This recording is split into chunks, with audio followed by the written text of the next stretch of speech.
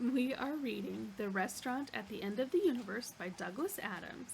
This is chapter 20. The restaurant continued existing, but everything else had stopped. Temporal realistics held it and protected it in nothingness. That wasn't merely a vacuum, it was simply nothing. There was nothing in which a vacuum could be said to exist. The force-shielded dome had once again been rendered opaque. The party was over. The diners were leaving. Zarquan had vanished along with the rest of the universe. The time turbines were preparing to pull the restaurant back across the brink of time in readiness for the lunch sitting.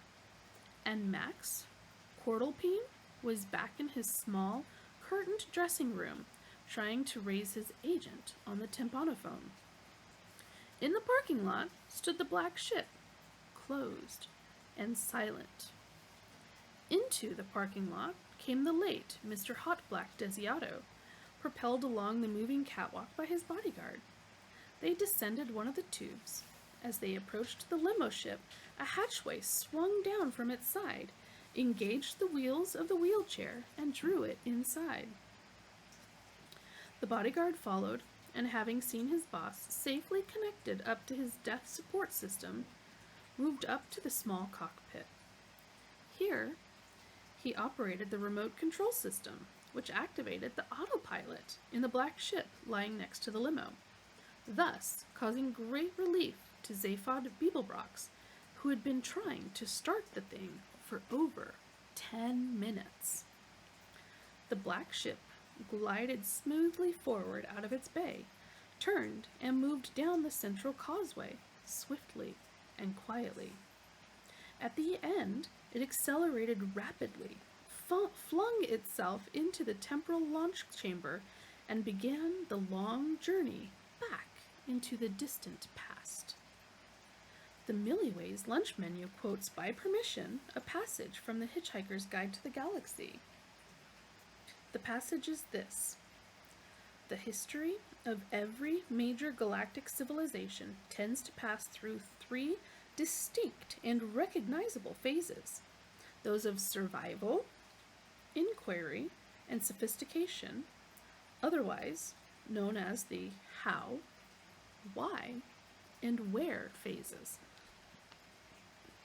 For instance, the first phase is characterized by the question, how can we eat? The second by the question, why do we eat? And the third by the question, where shall we have lunch? The menu goes on to suggest that Milliways, the restaurant at the end of the universe, would be a very agreeable and sophisticated answer to that third question. What it doesn't go on to say is that though it will usually take a large civilization many thousands of years to pass through the how, why, and where phases, small social groupings under stressful conditions can pass through them with extreme rapidity. "How are we doing?" said Arthur Dent. "Badly," said Ford Prefect. "Where are we going?" said Trillian. "I don't know," said Zaphod Beeblebrox. "Why not?" demanded Arthur Dent. "Shut up," suggested Zaphod Beeblebrox and Ford Prefect. "Basically, what you're trying to say," said Arthur Dent, ignoring this suggestion, "is that we're out of control." The ship was rocking and swaying sickeningly as Ford and Zaphod tried to wrest control from the autopilot. The engines howled and whined like tired children in a supermarket. "It's the wild color scheme that freaks me," said Zaphod, whose love affair with the ship has lasted almost 3 minutes into the flight. "Every time you try to operate one of these weird black controls that are labeled in black on a black background, a little black light lights up black to let you know you've done it. What is this? Some kind of galactic hyperhearse?"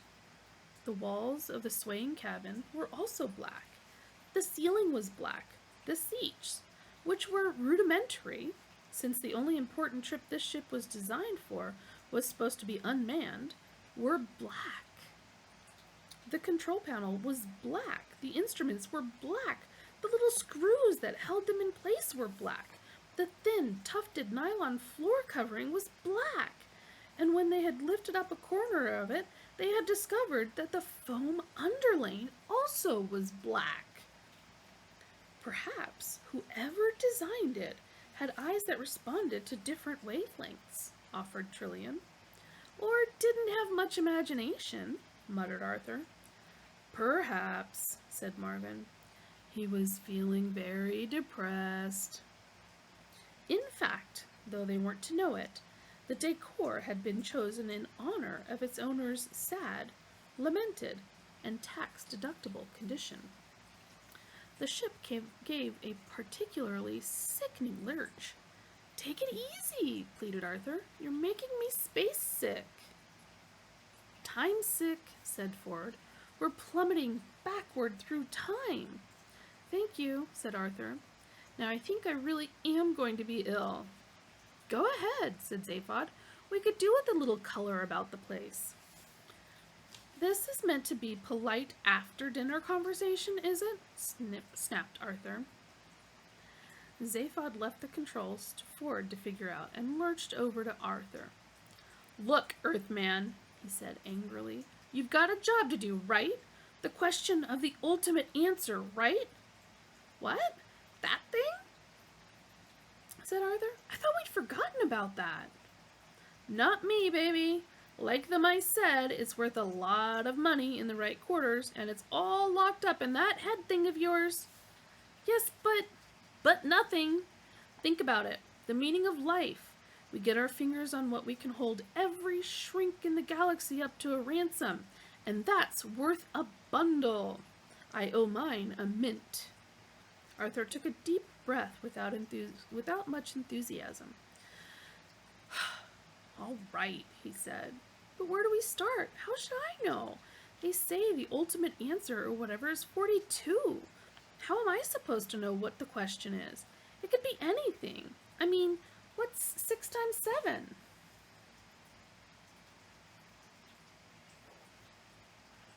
Zaphod looked at him hard for a moment.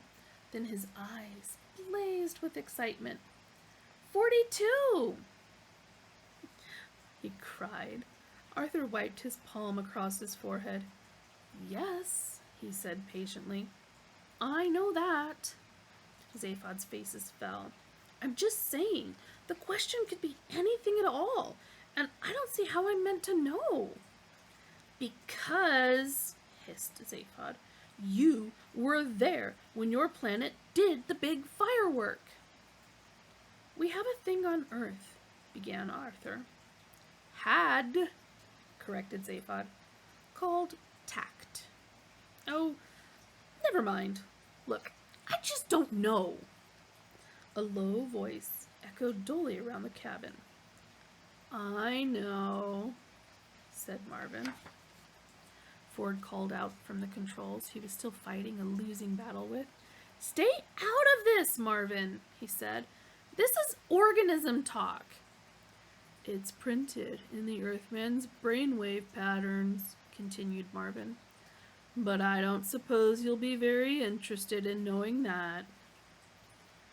You mean?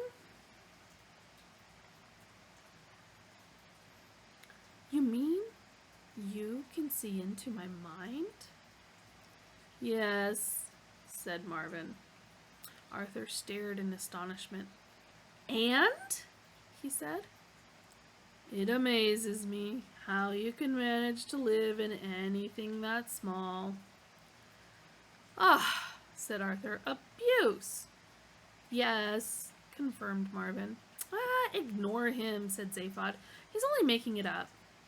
Making it up, said Marvin, swiveling his head in a parody of astonishment.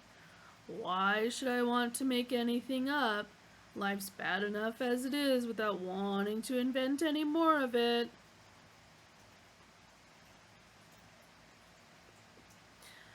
Marvin, said Trillian in a gentle, kindly voice that only she was still capable of assuming in talking to this misbegotten creature. If you knew all along, why then didn't you tell us?" Marvin's head swiveled back to her. "You didn't ask," he said simply. "Well, we're asking now, Metal Man," said Ford, turning around to look at him.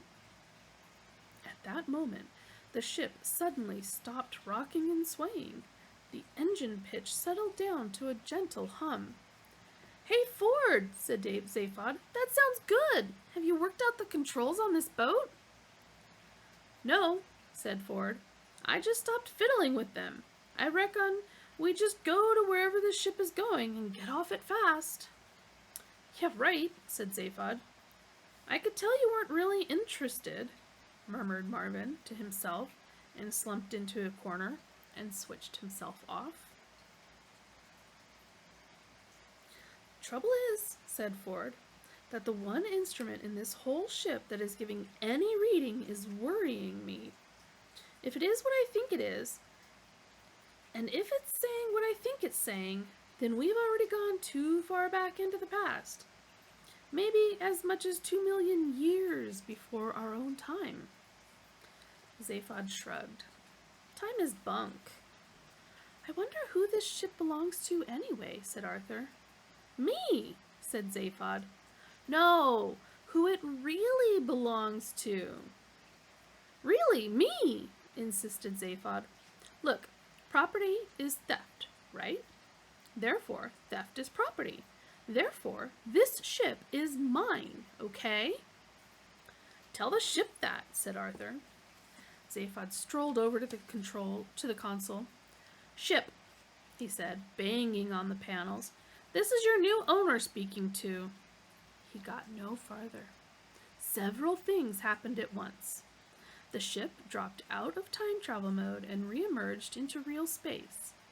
All the controls on the console, which had been shut down for the time trip, now lit up. A large vision screen above the console winked into life, revealing a wide starscape and a single, very large sun dead ahead of them. None of these things, however, were responsible for the fact that Zaphod was at the same moment hurled bodily backward against the rear of the cabin, as were all the others. They were hurled back by a single thunderous clap of noise that thudded out of the monitor speakers surrounding the vision screen. And that, my darlings, is the end of chapter 20.